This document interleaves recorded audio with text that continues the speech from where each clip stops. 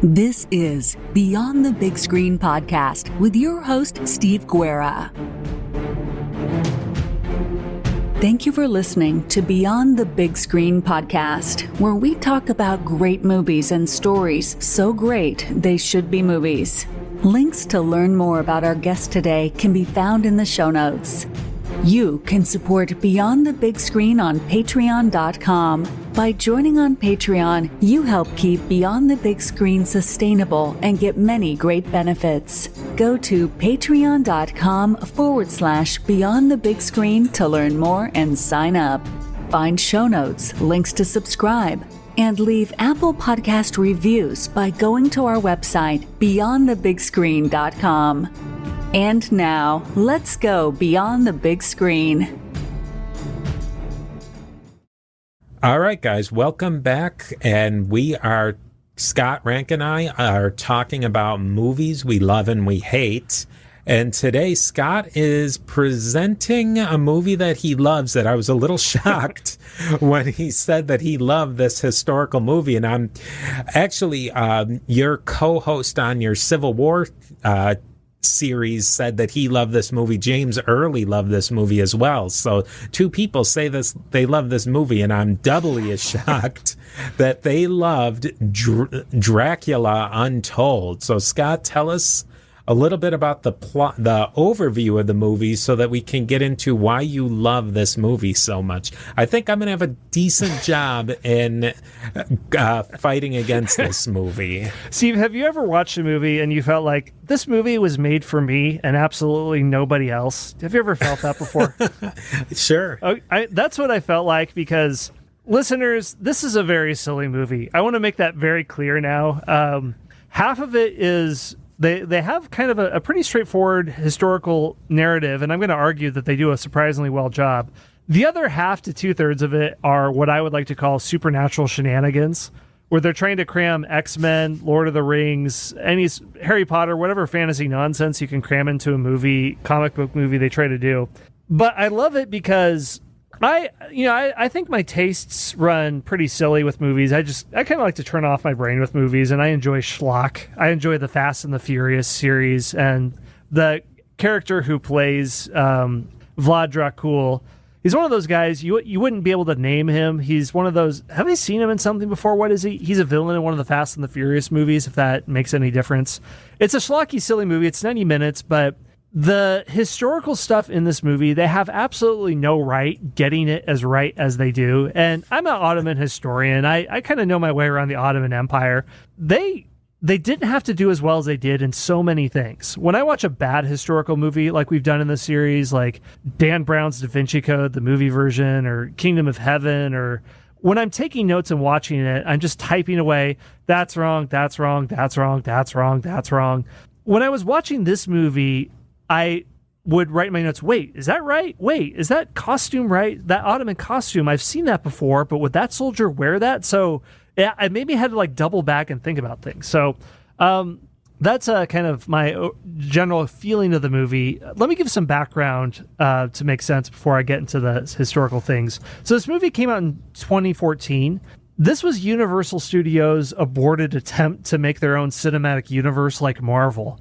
They wanted their own Marvel Cinematic Universe, and Universal had all this intellectual property of monster movies from the 1930s that maybe your great-grandfather would have watched, like Dracula or Frankenstein or The Invisible Man, The Mummy. So this was the first movie to try to launch that, and then a couple years later, they rebooted an attempt to launch this with a Tom Cruise film called The Mummy, which was terrible. It was so bad, the whole attempt at the cinematic universe died. So this is one of the artifacts left over from that attempt.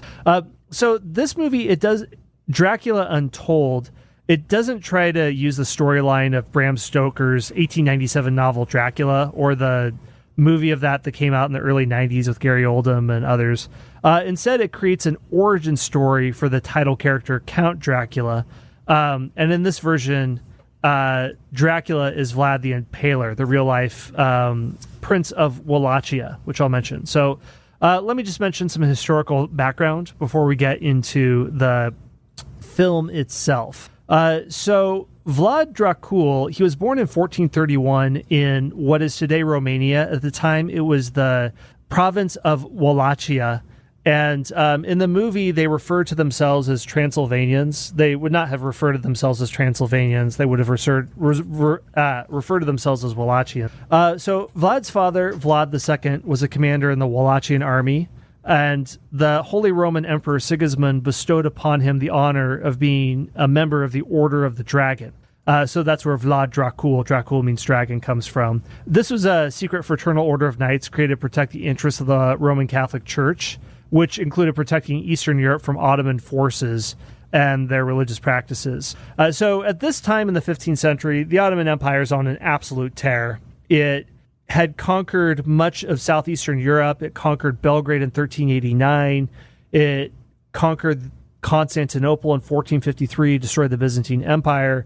It is truly on the way to becoming a global empire. It controls essentially all of Anatolia, parts of the Middle East. It controls Egypt. Well, no, that's in the 1520s. Sorry, listeners. But it's moving aggressively into Eastern Europe, and it's less than a century away from conquering Hungary and reaching the gates of Vienna. So this is the aggressive growth stage of the Ottoman Empire. So the Order of the Dragon that Vlad's father was a member of, it gave him the distinction of being referred to as Dragon or Dracul, a name Vlad Tepes later adopted as Son of Dragon or Dracula. That's what that means. After Vlad II accepted his commission as a member of the order, the Ottoman army made its way toward Romania or Wallachia with the intention of warring with the Kingdom of Hungary. In an effort to walk the line between appeasing Hungary but appeasing the Ottoman Empire, Vlad II served a short time as a prince of Wallachia for Hungary before switching teams and joining the Ottomans. So he hopes to remain an independent vassal state. That's the hope of Wallachia at this time. Joining the Ottomans gave everyone pause. His two young sons, Vlad III and Radu, were taken into captivity by Sultan Murad II, and they were held as collateral to compel Vlad II to keep his word, to keep up the alliance, which he didn't. This is a royal ransom where young youths are in captivity of an enemy, which has happened many times throughout history and a practice that goes to antiquity. The event which Vlad is famous for and why he is known as Vlad the Impaler is this. When Ottoman Sultan Mehmet II, who conquered Constantinople in 1453, he threatened to overtake Wallachia if Vlad did not agree to an annual tribute. In 1461, Vlad refused to pay the tribute and prepared for an Ottoman invasion. His army was nowhere near the size of the Ottomans, which had hundreds of thousands of soldiers and some of the most well-trained in Eurasia almost. So Mehmet raided Ottoman towns in the Black Sea vicinity until then. In June 1462, Mehmet crossed the Danube into Wallachian territory with an army of 90,000 Ottomans, 25,000 of which were his Janissary Corps, and I'll mention more on them in a second. He wanted to make Wallachia a buffer state between his lands and the Catholic West. So Mehmet took with him Vlad's brother Radu, who had been with his army for many years and had converted to Islam, I believe, and wanted to place him on the Wallachian throne. So what happened is, what was standing in his way was Vlad and only 22,000 men. He was outnumbered 4-1, so what he did was use guerrilla hit-and-run tactics and a scorched earth policy to demoralize the Ottomans. What he did to demoralize them is what he's famous for, and the Byzantine chronicler Chalcondylas describes the scene that the Ottoman soldiers witnessed. He wrote, "We marched for about 5 kilometers when he saw his men impaled. The Sultan's army came across a field with stakes, about 3 kilometers long and 1 kilometer wide. And there were large stakes on which they could see the impaled bodies of men, women, and children, about 20,000 of them.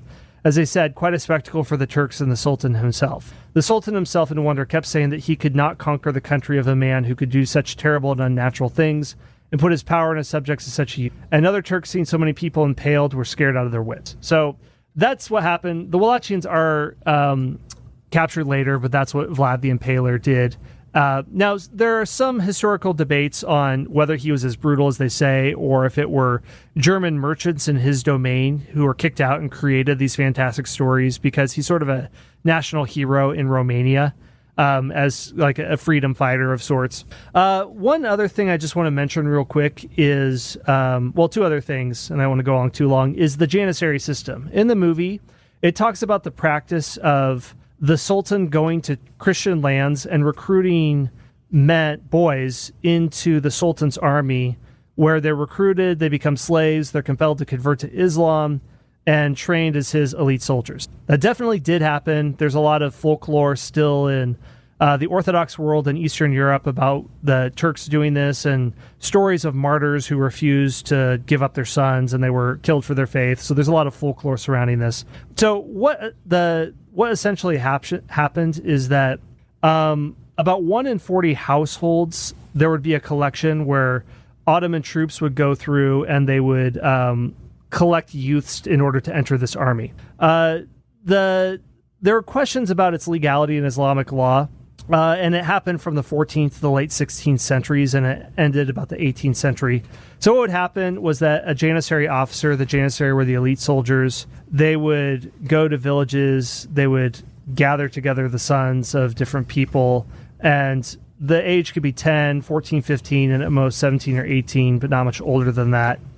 So there's a guide from the 17th century called The Laws of the Janissaries, which kind of gives us best practices on what Janissaries should do, that was written in Ottoman Turkish. What it says is that the officers in charge should not take the sons of important men, priests, or men of good descent, because capturing too many noble sons could foment discord and maybe lead to a rebellion.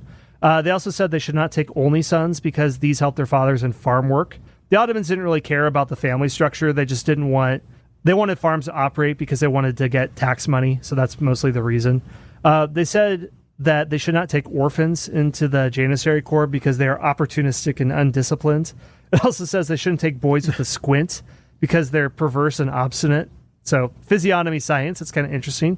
They shouldn't take tall boys because they're stupid, or short boys because they're troublemakers. I have no idea where they get this from, but there they go. Steve here again. We are a member of the Parthenon Podcast Network, featuring great shows like Josh Cohen's Eyewitness History and many other great shows. Go to Parthenon Podcast to learn more. And now, here is a quick word from our sponsors. Historically, did the Turks and Turkish groups do that sort of thing where they would compel the people that they had conquered to recruit a certain amount of boys to become elite members of their military? Oh, well, not what they would do is when they would go to villages, it's hard to know what this looked like in practice. They would go to a town square and they would take about 1 out of 40, and it's sort of, as a soldier, you would look at what looks like a young, sturdy lad. The image and what Dracula Untold thinks are where like boys are being ripped from their families and their crying mothers. That very well could have happened in certain situations, but there were other situations too where families wanted their sons to enter the force, because it's not like they completely lost contact with their sons altogether. Their sons were becoming basically Delta Force. They could potentially become very wealthy through their military service. They would have close contacts with the Sultan. They might be able to marry after they retire a noble woman. And if the sons came back to their village, they might be personally related to someone who could give them a lot of political clout. So, for example, the chief advisor of the Sultan in the 1520s, in the 1540s or so, who was of Serbian background, his brother was the head of the Serbian Orthodox Church, and he was the second in command of the Ottoman Empire. He had converted to Islam, so that's kind of the messy sort of outcomes that the system produces. Yeah, I guess there would have to be a certain amount of incentive for them to want to be elite troops, that you can't just bring somebody in and snatch you away from your mother's arms and expect you that you're going to be the top-of-the-line troop, and eventually a lot of them becoming administrators, if there isn't some way that you're going to benefit from it. Right, and that's also the advantage of going to villages and not taking the sons of the elite, because if it's people who are poor and marginalized, then they don't really have the ability to come together and fight back in a meaningful way if they don't like the system. If you're going after elites, then that would really compel Wallachians to run off and probably complain to the Hungarian kingdom or the Holy Roman Empire, saying, hey, we are glad to join with you in a military alliance. So the Ottomans were much smarter in that in their statecraft, so that's why they didn't do that.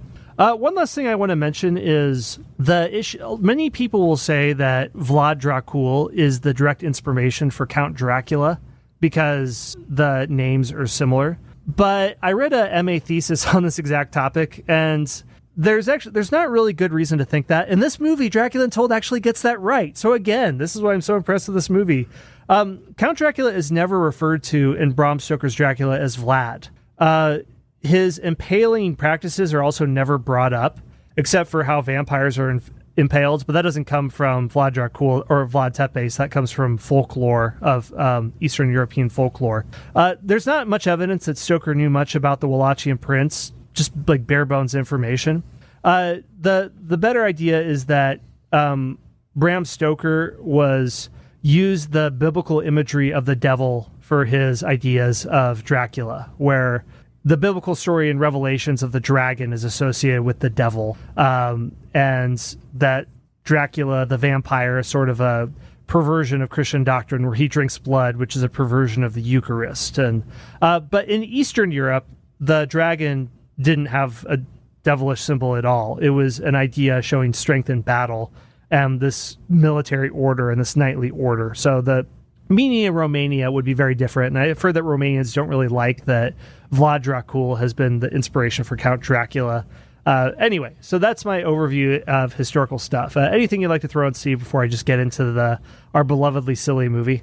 I mean, I guess for Romanians, it would be the same thing as if you told an American that George Washington was a vampire or like a werewolf or something. It would they probably most people are Sam Houston was actually a blood-sucking vampire. People might have a problem with that, so you can see the Romanians might have a legitimate gripe there. I can see that. No one likes that. And I read the reason that apparently some Turks didn't like this movie, contemporary Turkish people, because it casts Mehmet the Conqueror in a bad light, and he's a national hero to them. But let me just mention the plot. So, this movie, I have no offense. It's very silly. I do not deny how silly it is, and that's why I like it. I think you can't get too offended by this movie. I mean, I know. I mean, you're very oversensitive if you do.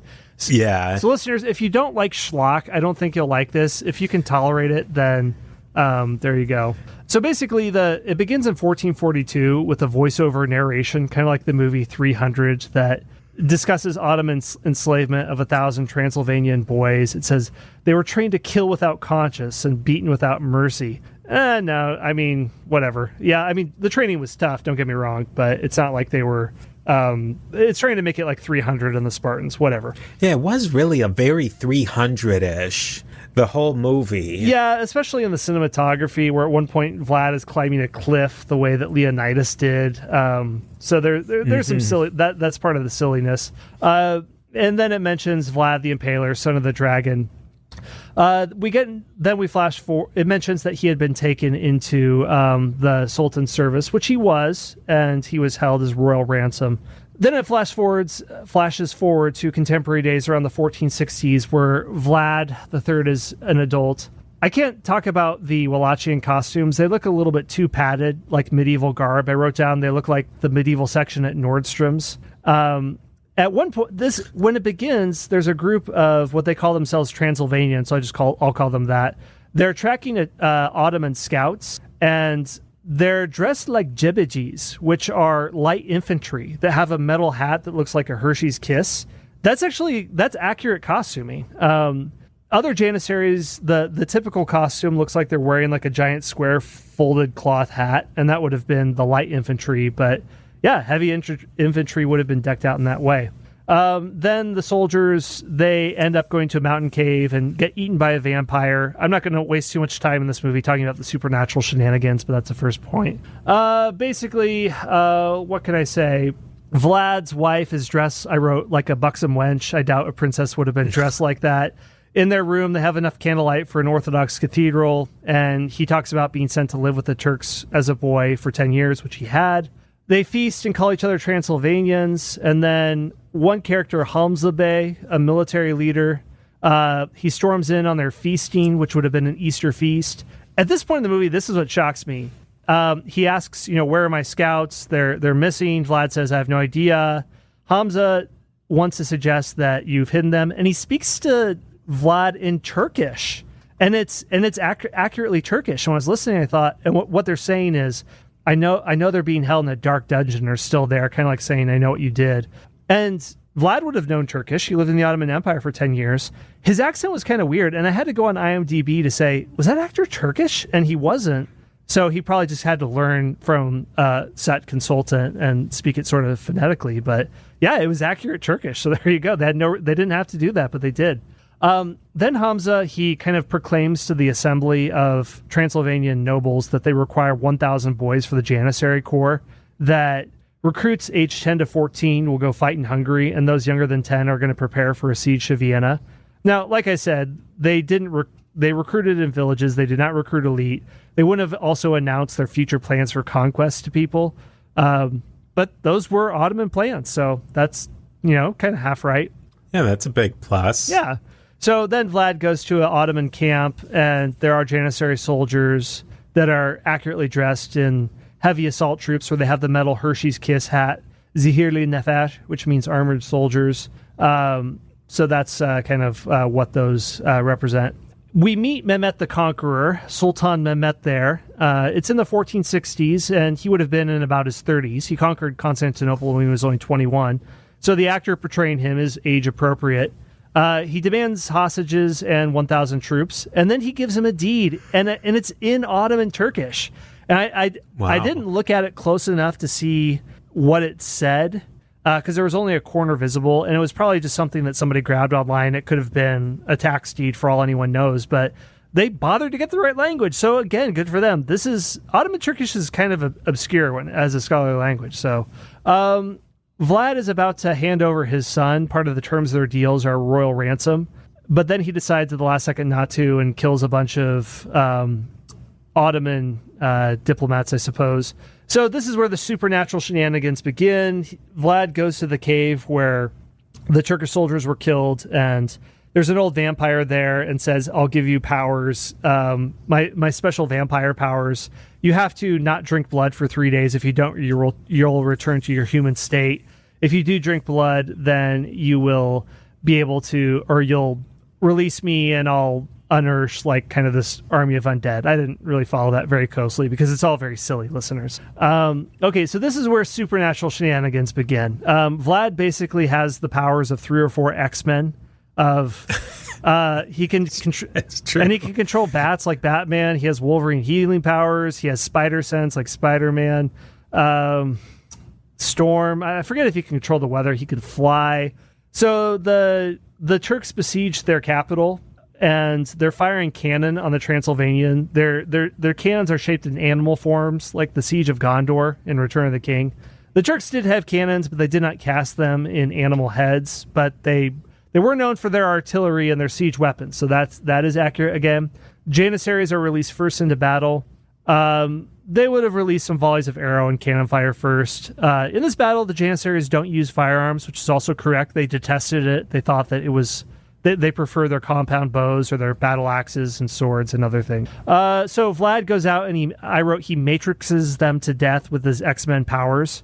Then the Wallachians, there's a much larger Ottoman army coming. They go to a monastery up into the mountains to escape, which Kozia Monastery, which was used by Romanians to escape in the past. Mehmet promises to lead 100,000 troops, which he was capable of raising. He had up to 200,000 troops at the Siege of Constantinople.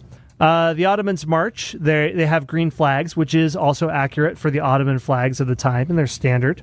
Vlad also leaves behind a bunch of impaled troops, so Mehmet has his troops march blindfolded. He never did such a thing. The troops also march in a perfect grid formation. Troops did not march that way. That's a Prussian military thing. I don't know who did that. That's more of a Frederick the Great type of thing. It's definitely not an Ottoman deal. But you do see drummers there. So the famous Ottoman military band, the Meter Band, that is there. So that the percussion section that Ottoman armies would have, that was the inspiration for Turkish marches that Mozart and others would have a few centuries later. So Again, something else that is correct that didn't need to be. So I'm just getting excited about this. Ottomans come to a mountain pass. It looks like orcs coming to the Battle of Helm's Deep in the Two Towers. So the set designer was very influenced by Lord of the Rings, obviously. Romanians fire flaming arrows. So yes, that's been a consistent theme. I think in almost every movie we've done, there's been flaming arrows. That was one of the faults of the Alamo, was that there wasn't flaming arrows. I mean, I forget, like, was there really any use for flaming arrows historically, if what I know? Because, I mean, if you're firing off dozens of arrows in battle, that's a lot of time to flame, and it's not going to really kill someone anymore. And it's not like you're going to be a sharpshooter who will say, oh, look, there's the munitions depot and the gunpowder. I'm going to blow it up by a careful crack shot. So, do you know anything, Steve, about flaming arrows? Because we see these all over the place. Did they actually serve any purpose in the past? From what I understand, that the arrow, they had to have so much incendiary material on them. They didn't have very good range, and they weren't very accurate. So maybe they used them to some degree, maybe in the beginning of a siege or something, to put on a show. But I cannot imagine that they had whole quiverfuls of incendiary arrows. That just... Yeah, I don't know if, like, maybe the Byzantines... Yeah, I just can't buy it. I guess if the Byzantines, maybe if they had Greek fire and wanted to light up an enemy ship, they could do it that way. But it's not... I mean, if you watch movies, you will think that they will fire volley after volley of burning arrows, and then when they're running out, they'll fire normal arrows. But this movie, because it's total schlock, it of course has flaming arrows.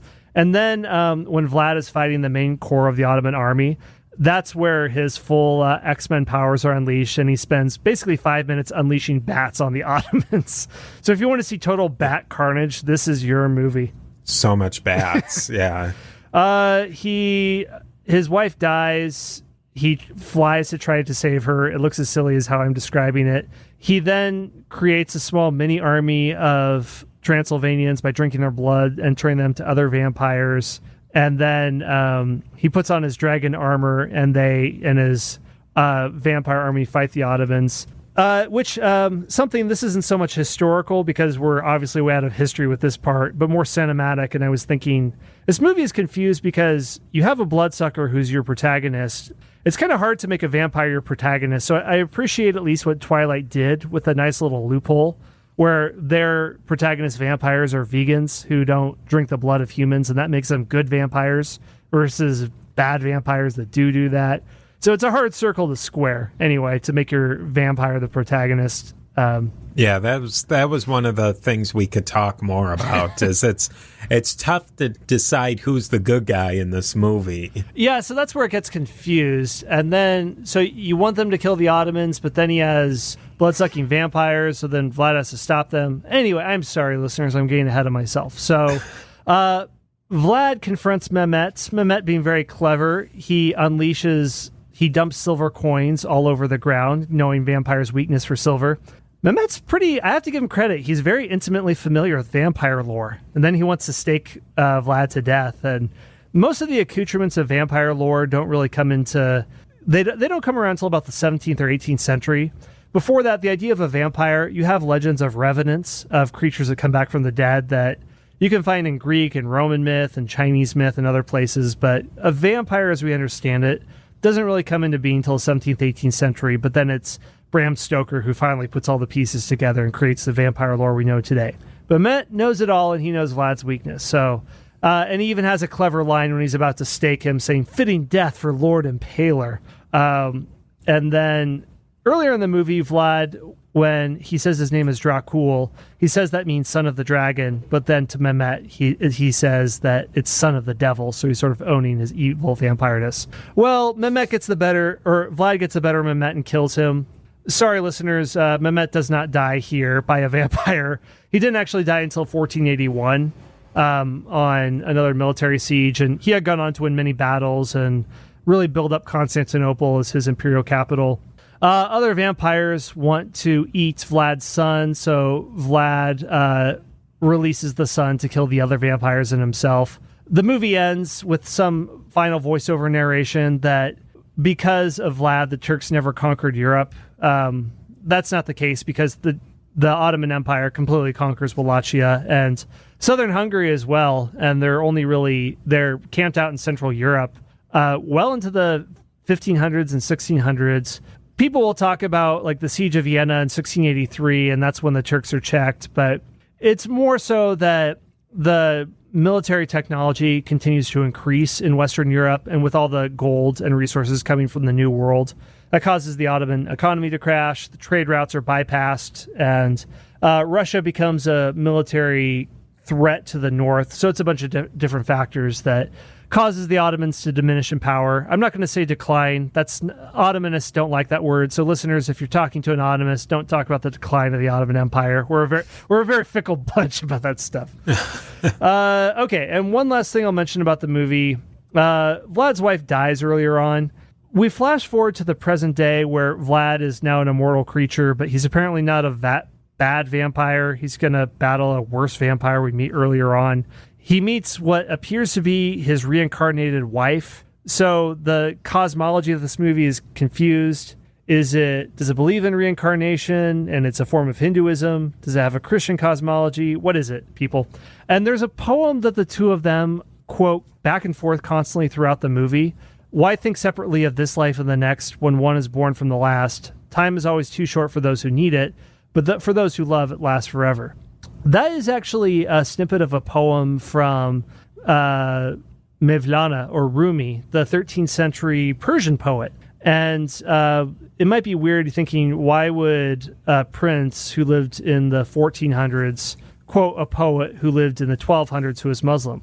Listeners, this is something that, despite itself, is actually conceivably historically correct. There's a book from 2005 from Walter Andrews and Mehmet Kalpaklı called The Age of the Beloveds that this basically suggests in the 14 and 1500s, literature in Europe and the Ottoman Empire was influencing each other, even if the writers themselves had no idea this was happening.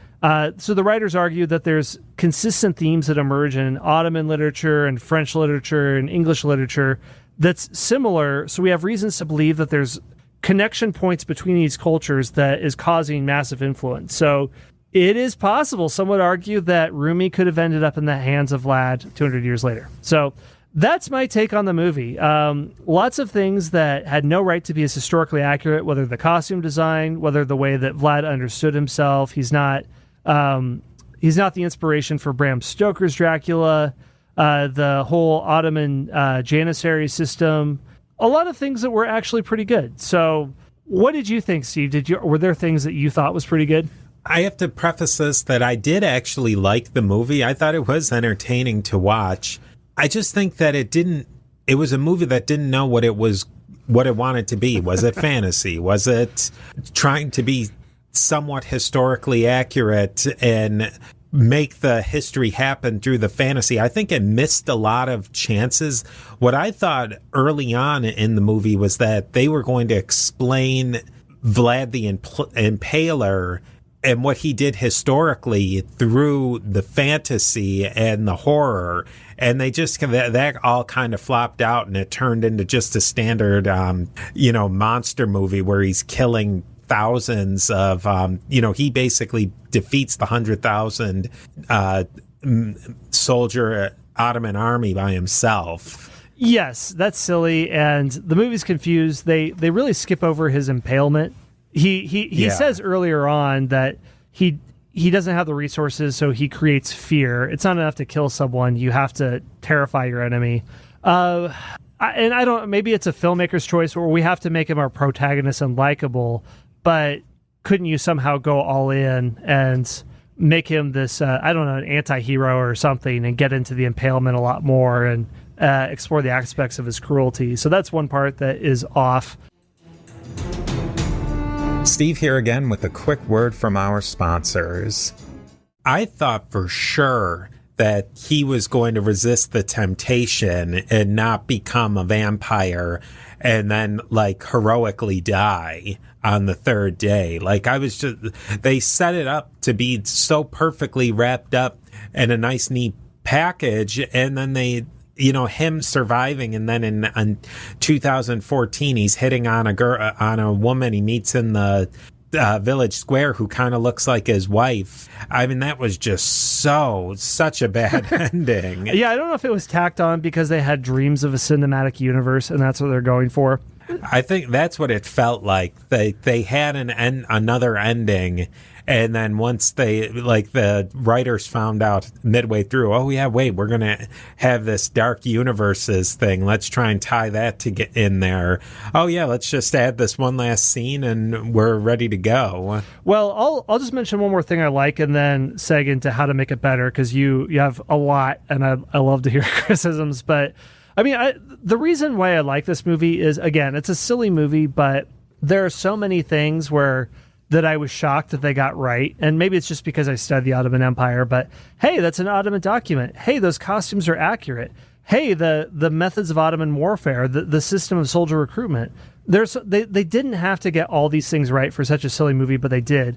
Compare it to something that takes itself very seriously, like Kingdom of Heaven, that gets major things completely wrong, but then it's looking you in the eye and telling you, I'm going to tell you how it really was. This is the history that really went down, and then just totally craps the bed of doing it. But then this movie, it's a silly movie. It's only 90 minutes long, and I like that. You know, silly movies shouldn't be 2 hours and 10 minutes long. Yeah. But it gets things right, it shouldn't. All right, so how to make it better? All I'll mention, one thing I will mention before we move on, and I don't know if they inadvertently got this right or if it was wrong. I don't know enough about it, but Romanians and Vlad was an Orthodox Christian, but his lead monk looked like a Franciscan, and I know Vlad went and kind of went back and forth between Western Latin Christianity and Eastern Christianity. And I don't know if that was something that they inadvertently got right or, just kind of threw in a monkey looking guy. Yeah, I think they just needed a stock character because he didn't look Orthodox enough. The little bit I do know is his father was part of this Catholic fraternal order of knights. And the boundaries between Catholicism and Orthodoxy, they're more porous than they might be in later years, just because there are discussions of military alliances. The Byzantine Empire was considering Catholic conversion to Catholicism and other things just to fight the united enemy of the Ottomans. Later on, then especially when Russia becomes a world power and starts to support what it sees as its Slavic allies, and you have Habsburg competition that is very self-identified as being Catholic with Russia and her allies in southeastern Europe, then identities between Catholicism and Orthodoxy really do start to harden, but it's more porous in this time. So shifting to make it better, this is this movie where it blends historical reality with fantasy. It's sort of like the poor man's The Odyssey or like the poor man's The Iliad, where Troy did exist. We have archaeological evidence of this. We don't know if a battle happened on the scale, but we don't have works of Bronze Age Achaia in this time period. So historians rely a lot on the Iliad, even though it's working in Greek mythology and the gods scheming to use troops. So a better version of this could have been something like that, where it's historically grounded, but then it can weave in its fantasy. So that's what I'll mention. But Steve, what do you think? So how do we make this movie better? I think it did so many things historically correct, like shockingly. I think if they had gone full bore for a historical movie, but then layered on top the horror and fantasy as like a plot device and not as the main meat of the movie, I think this could have been a great movie. Yeah. Sticking to the history with getting the plot along with the, blending in the horror aspect would have made, and that's what I thought they were honestly going for initially in the movie. I think that would have been a very well done movie if they had done that. Yeah, before all the supernatural shenanigans and bats. Yeah. Yeah, so what were some other things that, because you talked more about kind of like the Orthodox Catholic imagery and all that stuff? Yeah, that was the thing, and I'd like to do a little bit more research on that just for my own interest is, because Romania kind of was an area that blended more Latin culture with the Eastern culture. I did notice that when they were on their march from the castle to the monastery, there was somebody who looked like an Orthodox bishop. And in the monastery, there was, outside of the church was completely covered in Eastern icons. But then I believe it was inside of that church. That church looked very much like a church of maybe the 600s in maybe like Italy or Spain or something, very dark and low ceilings. But there again, Romania is kind of off my radar of what I know about their church culture. I do know a little bit about Vlad, like his capital, I believe it was called Teragovist. Yeah. And I don't think they mentioned that at all at the movie. I would have liked to have seen a little bit more development of that part of the history and that part of the culture. They did so much of the history so well. I would have liked to have seen that and it wouldn't have been anything that they had to really overtly do. Like they didn't overtly do a lot of the things with like that poem. They could have, just behind the scenes done a little bit more development of Vlad's history, I think, and that would have been good. Mm-hmm. And like with the Franciscans, I think they do enter Southeast Europe around the 13th or 14th centuries. It's sort of like one of the first kind of introductions of Catholicism into these traditionally Orthodox lands, but probably not Vlad's right-hand man, probably not Franciscan. I think the costume department must have just gotten lazy at that point.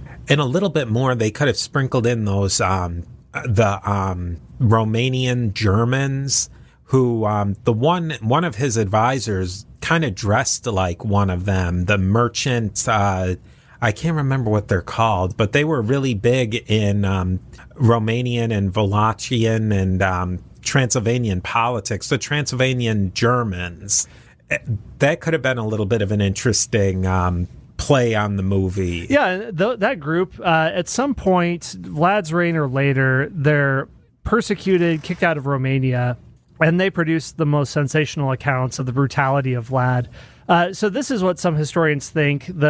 He has been unfairly maligned by these people, and the most outrageous legends we hear about him, that he executes entire feasts of people at one time.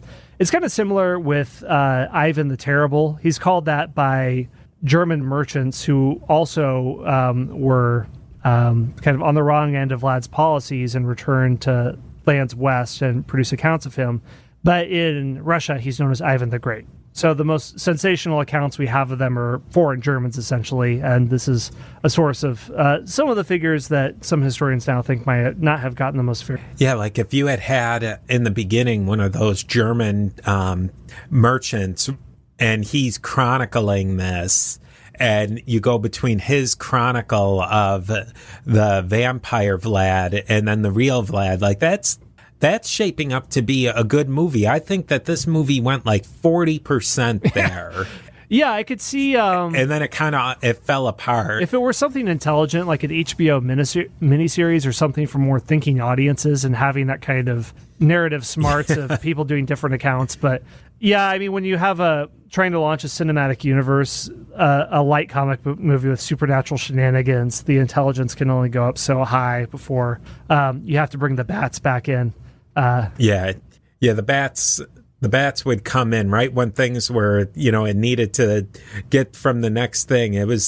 That's the thing. If they had tamed down the fantasy element and amped the history and the horror, I think that would have really have been one of my favorite movies, because I like that kind of thing that blends genres, where this didn't quite pull it off. And I forgot to mention that Vlad has the power to turn into bats and fly by transport in this film. That's something very critical. So I'm embarrassed that I missed that. I'm trying to think of a movie that does what you're talking about, where there's historical realism, but it does successfully blend genres in a way but it's also not total schlock.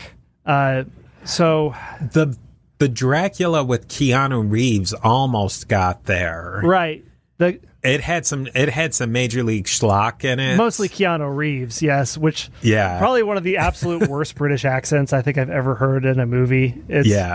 But yeah, Gary Oldman, he's in there. He's always great, and fantastic job as Count Dracula. That is an interesting point, because it, as a period piece, it gets the sets done very well, but it conveys a gothic horror nicely. So yeah, that's a good counterpart. Too bad. Even Abraham Lincoln Vampire Slayer or Zombie Slayer, Vampire Hunter, like that. Yes. Yeah, Vampire Hunter, like that got close to that kind of, that's what it was going for that. Right. So that type of, and it's how do I describe it? It winks at the camera more, but it's also done a little bit slicker. So it's not it's not unintentionally silly the way that this movie is. Yeah. This is a very unintentionally silly movie. I don't know if the screenwriters or the director in their minds thought, like, we are making the 21st century version of the Iliad, where it's history, but then it's fantasy mixed in. Maybe somebody said that, or maybe they knowingly made a schlocky movie. I'm not sure. These are things I'm curious about. Yeah, I almost believe like there was a really good writer who was probably like, typing scripts out and like crumpling them up in a ball in total frustration while they're writing more bat scenes. Yeah, I think things like this. The rest of the team. When things get stupid, I think from what I know of filmmaking, it's usually studio interference where the producers who are bankrolling the movie say, my kid likes those stupid Marvel movies. I don't understand them, but he likes those X-Men movies too. Can you make him control bats? Can you make him control whatever and give him...